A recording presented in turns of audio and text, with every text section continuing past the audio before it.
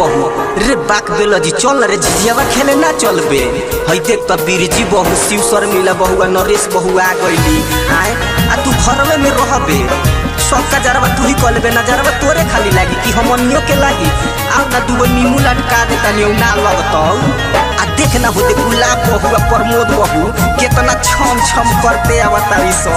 आ तू एगो बाड़ी खाली घरवे में रहतारी चल रे जल्दी अरे चल ना चल। सबका दुअरिया झिझिया जगमग करे सबका दुअरिया झिझिया जगमग करे। डईनी दुअरिया अनहर कुपवे हो खइबे त खो डईनी कोतारा मछरिया। ओझा जी के सोजा जनी परी हे नजरिया। साली सरहद रंगे लाली ददवे हो सबका दुअरिया झिझिया जगमग करे। डईनी दुअरिया अनहर कुपवे हो खइबे त खो डईनी कोतारा मछरिया। अरे ये सखी खाली पुरन के कोई लोगन हतन का नायका में से गाव ना लोगन। अरे बाक बेलजी तू हुआ ना रे। अरे नजर ना लागे होई डईनिया के। अरे नजर ना लागे होई डईनिया के।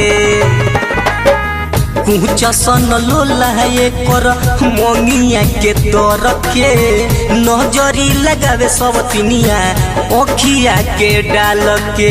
प्रेजेंटेड बाय बाबा म्यूजिक। ए सखी सुन हो सबका दुअरिया झिझिया जगमग करे। डईनी दुअरिया अनहर कुपवे हो खइबे त खो डईनी कोतारा मछरिया।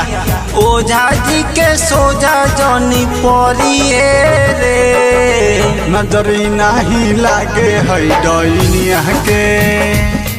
अरे चलो सखी खेले हमनी झिझिया रे। रे कवितवा पपितवा रे चुनर सनिचरी काकी के फुलमतिया बहिना के बोला के ले यू कितना सुंदर झिझिया लगावेली।